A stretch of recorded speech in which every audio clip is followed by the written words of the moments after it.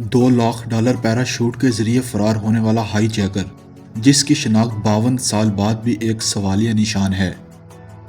दोस्तों, 24 नवंबर 1971 का दिन था जब डैन कॉपर नामी शख्स ने अमेरिकी रियासत ओरिगोन में पोर्टलैंड एयरपोर्ट पर रियासत वाशिंगटन के शहर सियाटल जाने का एक तरफा टिकट खरीदा। नॉर्थ वेस्ट एयरलाइन के काउंटर पर खड़े अमले को गुमान तक नहीं था कि ये शख्स अमेरिकी तारीख की सबसे पेचीदा वारदात करने वाला है, जिसका सुराग 52 साल बाद भी नहीं लग सका। डैन कॉपर की उम्र 40 साल के लगभग थी, जिसने सफेद शर्ट और काली टाई के साथ सूट पहन रखा था। इसे देखकर किसी बिजनेसमैन का गुमान होता था। जहाज में बैठकर इसने एक ड्रिंक का ऑर्डर दिया। इस त्यारे में डैन कॉपर के अलावा 36 मुसाफिर सवार थे। जहाज ने उड़ान भरी तो दिन के तकरीबन 3 बजे डैन कॉपर ने एयर होस्टेस को बुलाया। इसके हाथ में एक नोट थमा दिया। ये वही नोट है जिसमें लिखा हुआ था कि डैन कॉपर के पास मौजूद बैग में एक बम है और होस्टेस को चाहिए कि वो चुपचाप साथ वाली नशिस्त पर बैठ जाएं। होस्टेस ने ऐसा ही किया तो डैन ने एक ब्रीफ केस को हल्का सा खोलकर अंदर की एक झलक दिखाई। होस्टेस को यही नजर आया कि ब्रीफ केस में तारें और लाल रंग की लाइट्स मौजूद थीं। ये बम था या कुछ और, कोई नहीं जानता। जुर्म की दुनिया का ये पुरअसरार मामा अब भी कानून नाफज करने वाले अदारों के लिए एक सिवालिया निशान है, जिसे FBI आज तक हल नहीं कर सकी।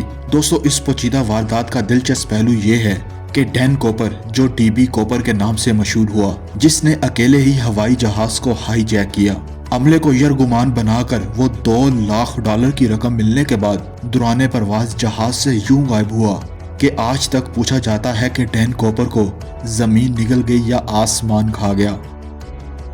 लेकिन दोस्तों, ये वारदात हुई कैसे, ये सब आप आज की इस वीडियो में जानेंगे। कॉपर ने होस्टर्स को अपने मुतालबात लिखवाए, जिनके मुताबिक $2 लाख और पैराशूट फराहम किए जाने थे। कॉपर की जानिब से पैसों से मुतल्लिक भी काफी मखसूस मुतालबा किया गया। इस रकम में सिर्फ $20 के नोटों को ही शामिल किया जाना था। हाईजैकर ने यह भी वाज़ेह किया था कि इसको जो नोट दिए जाएं वो एक ही सीरीज के ना हो, यानी इनका सुराग लगाना आसान ना होगा। कॉपर ने नोट पर लिखा कि अगर इसके मुतालबात ना माने गए तो वो त्यारे को मुसाफिरों और अमले समेत बम से तबाह कर देगा। होस्टेस ने यह पैगाम पायलट्स तक पहुंचाया तो थोड़ी ही देर के बाद इंटरकॉम पर आवाज गूंजी कि त्यारा एक तकनीकी खराबी के बायस लैंड करने वाला है। त्यारे में सवार मुसाफिरों के वहमो गुमान में भी नहीं था कि आखिर ये क्या हो रहा है। त्यारा नीचे उतरने से पहले ही हकाम को हाईजैकिंग की इतला मिल चुकी थी। पुलिस और FBI इस सोच में पड़ गई कि हाईजैकर ने पैसों के साथ पैराशूट क्यों मांगे हैं। हाईजैकर ने पायलट्स को ताकीद कर रखी थी कि त्यारे को ऐसी जगह पर रोका जाए जहां बाहर रोशनी का इंतजाम हो और अंदर की रोशनियां मध्यम कर दी जाएं, ताकि बाहर से कोई अंदर ना देख सके। कॉपर ने धमकी दी कि त्यारे के करीब कोई गाड़ी या कोई इंसान आया तो त्यारा तबाह कर दिया जाएगा। हकाम ने एयरलाइन के सदर को फोन किया, जिसने कहा कि हाईजैकर के मुतालबात मान लिए जाएं। बम के खतरे के पेश नजर हकाम ने फैसला किया कि मुसाफिरों की जान बचाने को अव्वलीन तरजीह बनाया जाए। एयरलाइन का एक मुलाजिम पैसे लेकर जहाज के करीब पहुंचा और फ्लाइट अटेंडेंट ने जहाज की सीढ़ी नीचे की। पहले 2 पैराशूट पकड़ाए गए और फिर एक ही बड़े बैग में पैसे। अपने मुतालबात पूरे हो जाने के बाद कॉपर ने 36 के 36 मुसाफिरों को और एक पायलट और अटेंडेंट को रहा कर दिया। कॉपर ने जहाज में मौजूद 2 पायलट, एक फ्लाइट अटेंडेंट और एक फ्लाइट इंजीनियर को रहा नहीं किया और हुक्म दिया कि त्यारे को न्यू मैक्सिको सिटी की जानब उड़ा कर ले जाया जाए। जहाज का सारा अमला कॉकपिट में ही मौजूद था। कॉपर ने पायलट को हदायत दी कि वो त्यारे को 150 नॉट की रफ्तार से 10,000 फीट की बुलंदी तक ले जाए। दोस्तों, अभी परवाज को दोबारा उड़े 20 मिनट हुए थे कि कॉकपिट में लाल रंग की बत्ती रोशन हुई। इसका मतलब था कि किसी ने त्यारे का दरवाजा खोल दिया है। पायलट ने इंटरकॉम पर कॉपर से मुखातिब होकर पूछा कि क्या इसे किसी चीज की जरूरत है, तो कॉपर ने गुस्से से जवाब दिया कि नहीं। दोस्तों, ये वो आखिरी अल्फाज थे जो इस पुरअसरार हाईजैकर ने अदा किए थे। इसके बाद वो गायब हो गया। ख्याल किया जाता है कि कॉपर पैराशूट की मदद से पैसों समेत जहाज से छलांग लगा चुका था, लेकिन नोटों का बैग देते हुए FBI ने होशियारी की थी और इन तमाम नोटों पर कोड लेटर L मौजूद था। लेकिन यहाँ सवाल ये पैदा होता है कि अगर हकाम को कॉपर की जानिब से पैराशूट तलब किए जाने पर शक गुजार था तो इन्होंने कोई कदम क्यों नहीं उठाया। हकीकत यह है कि पुलिस ने त्यारे का पीछा करने का मंसूबा बनाया था پہلے F-106 طیارہ استعمال کرنے کا ارادہ کیا گیا، لیکن یہ طیارے اتنی تیز رفتار سے نہیں اڑ سکتے تھے، اس لیے انٹرنیشنل گارڈ سے T-33 طیاروں کی درخواست کی گئی۔ تاہم جب تک یہ طیارے ہائی جیکر ہونے والے مسافر طیارے تک پہنچے، کوپر چھلنگ لگا چکا تھا۔ دوستو مسافر طیارہ تو بحفاظت نیچے اتر گیا، لیکن کاکپٹ سے باہر نکلنے کے بعد عملے نے دیکھا کہ کوپر کا کوئی اتا پتہ نہیں تھا، بس اس کی ٹائی اور ایک پیراشوٹ ہی جہاز میں موجود تھا۔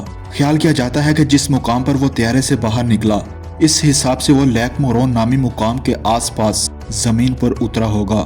FBI نے فوری طور پر اس علاقے میں تلاش کا آغاز کر دیا اور وہاں کے مقامی لوگوں سے بھی پوچھنا شروع کر دیا۔ آہستہ آہستہ تلاش کا دائرہ پھیلتا چلا گیا، لیکن کوئی کامیابی نہ مل سکی۔ ایسا لگتا تھا جیسے ڈین کوپر ہوا میں ہی کہیں غائب ہو گیا ہو۔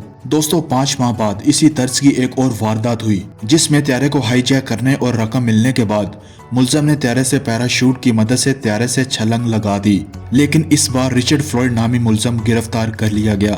FBI کا پہلا خیال یہ تھا کہ یہ وہی ملزم ہیں جن کو ان کی تلاش تھی، لیکن جب فلائٹ اٹینڈنٹ کو اس کا چہرہ دکھایا گیا تو انہوں نے کہا کہ یہ وہ شخص نہیں ہے۔ گمان کیا جاتا ہے کہ رچرڈ نے ڈین کوپر کی کامیاب ہائی جیکنگ سے متاثر ہو کر یہ واردات کی تھی۔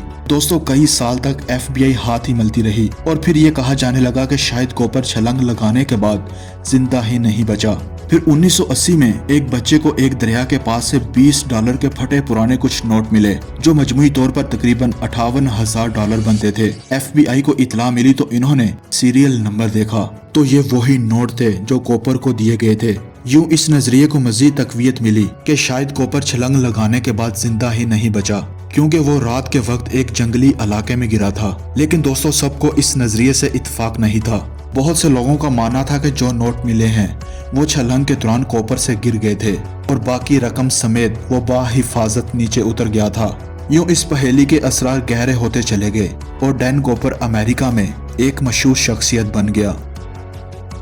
یہ الگ معاملہ تھا کہ کوئی نہیں جانتا تھا کہ اصل ڈین کوپر کون ہے اور وہ زندہ بھی ہے یا نہیں۔ 45 سال کی تفتیش کے باوجود FBI اس جرم کو حل نہ کر سکی اور بالآخر ڈین کوپر کو مردہ قرار دے کر اس فائل کو ہمیشہ ہمیشہ کے لیے بند کر دیا گیا، اور یوں ڈین کوپر امریکہ کی تاریخ کا واحد ہائی جیکر بن گیا جو کبھی نہیں پکڑا جا سکا۔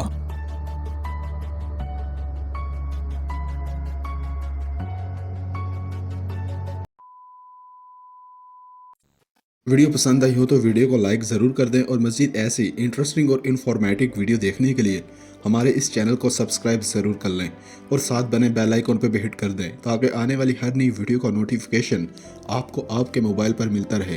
دوستو اپنا بہت سارا خیال رکھیے گا۔ اللہ حافظ۔